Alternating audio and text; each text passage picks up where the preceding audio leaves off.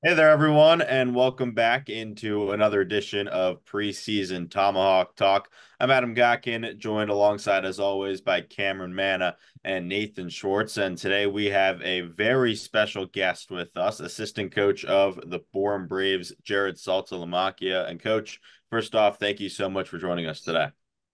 Absolutely. Appreciate you guys having me. So I wanted to start off with asking you about just, this time of year. It's postseason for the college players, but the Bourne season's getting underway in just a couple weeks. Are you, watching these conference tournaments intensely? Are you taking notes of future players, paying attention to some of your former players? What is this time like for you before the season starts? I'm definitely paying attention a lot more than I used to. Because you're getting these kids in, you've never seen them before. So, it's always good to get a little jump start on, what you see. Obviously I'm the type of coach that does more on like, what you feel. So when I'm coaching these kids, I'm talking to them about like, hey, what do you feel when you're at the plate? What's your thought process? What's your approach? Being a high school coach, I love working with kids and working with players, but the talent level is obviously not the same as what we get to do in the Cape. So for me, I think it's more exciting now, going into the Cape season, knowing that I'm going to get, the best of the best and get an opportunity to work with them and help them grow and hopefully help them move on to the next level. How rewarding is the Cape seasons when you bring these guys in, talent from all across the country, and you get to, help these guys for the 2 months that they're there and build them into the better baseball players they are and get them towards the MLB draft. I think Scott's done a phenomenal job. The 2 years I've been there, just bringing guys in who are dogs, I guess you want to say. They don't want to leave. They all want to stay. They don't want to, go. I mean, a lot of these kids they get done. It's a week left before they have to show up to school to start their fall practices and stuff like that. So you see a lot of kids leave, and we haven't had that issue. So it's rewarding in the aspect of these kids really want to be there. They really want to learn. They're grinding every single day. We have a phenomenal staff as far as coaching goes and front office. And, so they make these kids feel like they're, part of something bigger than just showing up and playing a game.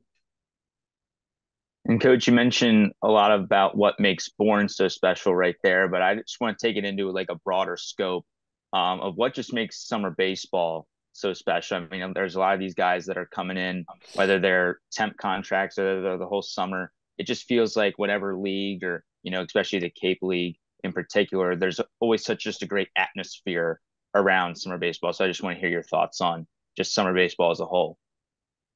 Well, I mean, Cape Cod League is prestigious in its own. Just the history that it has, the players that have come through there. I don't think you're going to find a guy that's, on the Hall of Fame induction list or an all-star or whatever who hasn't gone through the Cape Cod League. So regardless of what's going on with the portal and different things, and these kids are changing teams left and right, they still understand that the Cape Cod League is a prestigious league where they get an opportunity to play against the best of the best. Um, and I think that in a whole, these kids are going up against the best of the best. So when scouts come out to watch them, they're getting an opportunity to see what these kids are really about. Where some other leagues may not be as prestigious, may not have the players. I've talked to many guys helping scout and recruit, and I've had 20, 30 phone calls in a day about, hey, can you get my kid in there? Can you get this kid in here? And I mean, it's a list. If we could have 80 kids on the roster, we'd have 80 kids, but unfortunately, we can't. And kind of building off of that, you were drafted at a high school, so you never played summer ball. You didn't play in the Cape. But, when you were working your way up through the minors, even in the big leagues, did you hear about it? Did people still, talk about it? Were you kind of aware of what it was fully like before you first got to the Cape?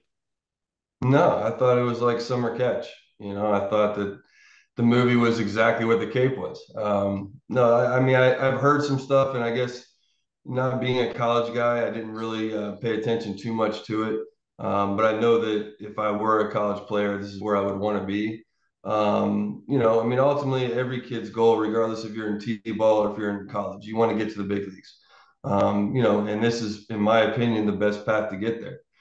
You get an opportunity to go out there and and perform at the highest level, you've got a crowd every single night.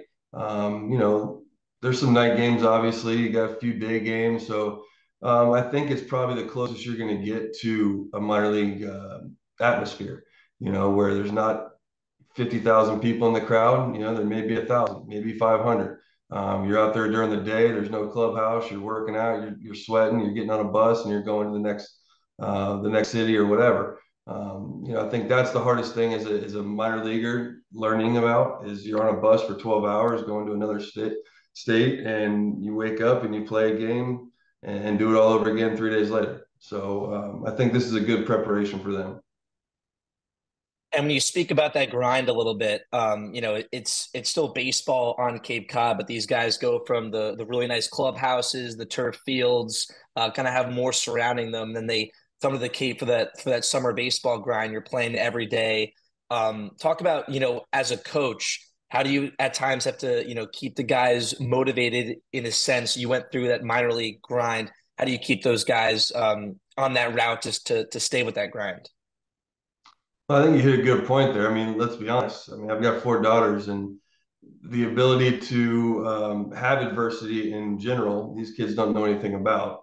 But to be able to grind through adversity is another aspect too. So, you know, this is the first time a lot of these guys are grabbing a wood bat and they're facing guys throwing 95 to 100, which you're going to see every single day in the pro level, minor leagues and up.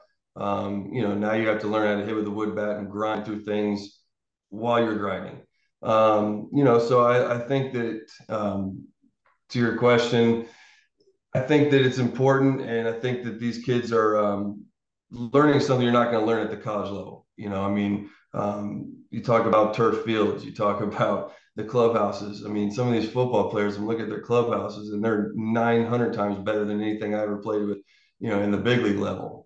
You know, so the game's evolving, the fields are evolving.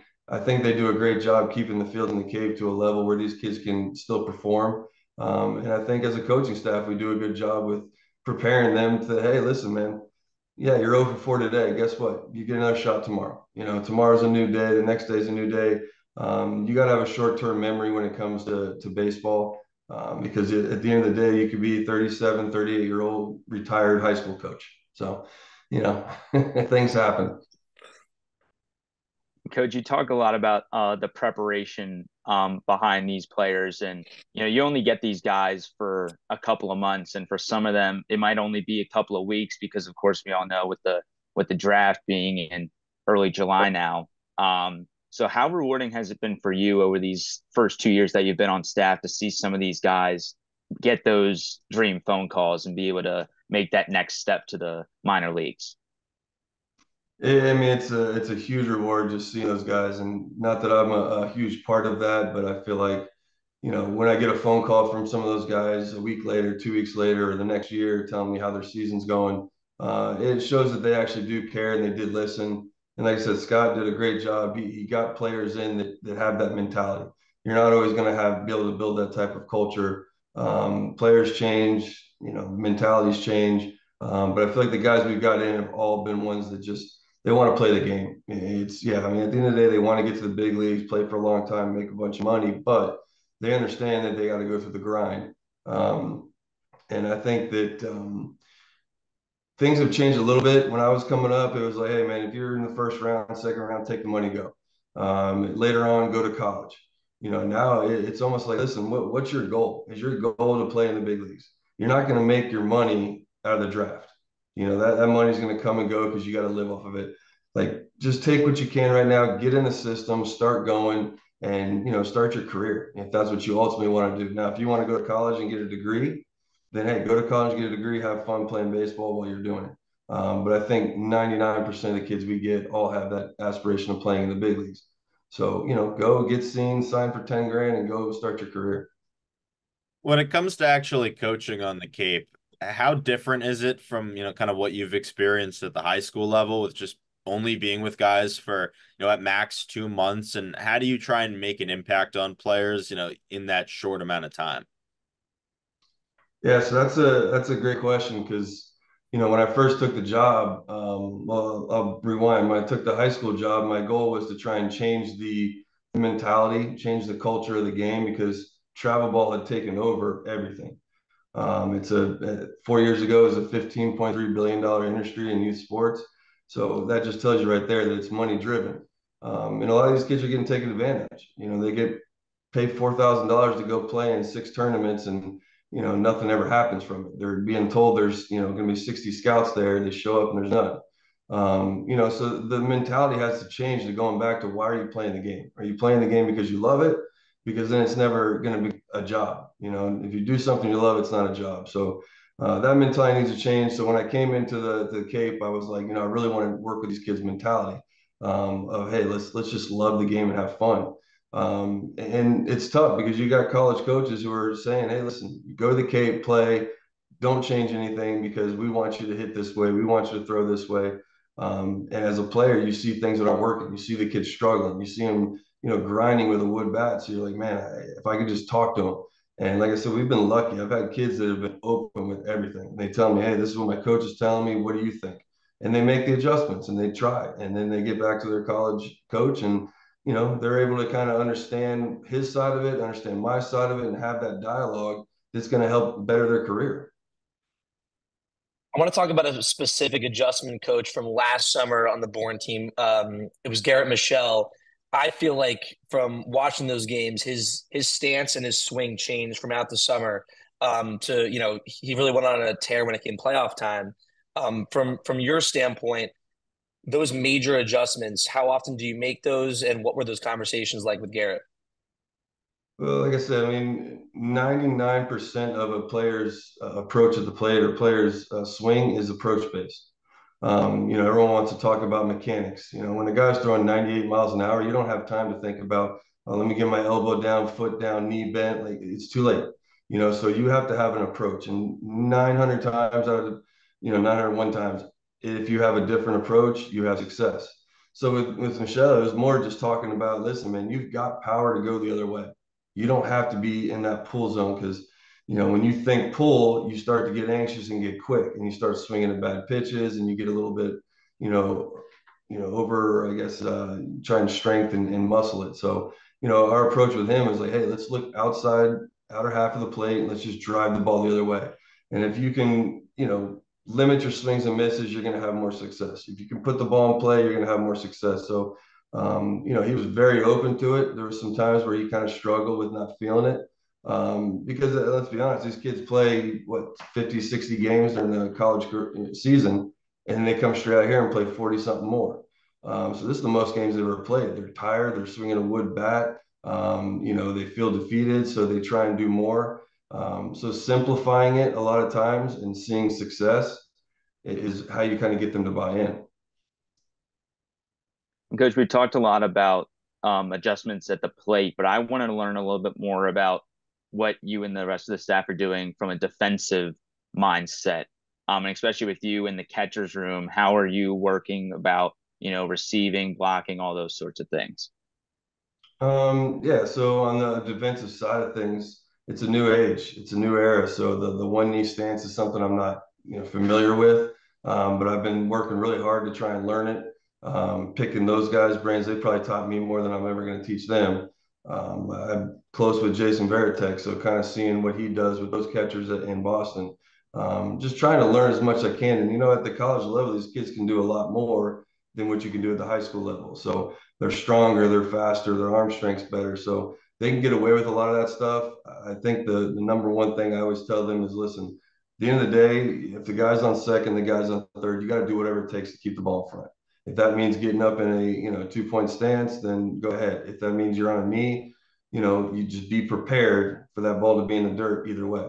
I was always taught as a catcher, when you're receiving, think about the worst possible pitch, the toughest pitch you can catch, and always be prepared for that because everything else will be easy. So it goes down to preparation. If you're failure to prepare is preparing to fail. So that's kind of a lot of our talks are. All right, well, Coach, I want to end it on this. You've been on the Cape for 2 years now. You've won 2 titles. How excited are you to just, get back out there and hopefully run it back again?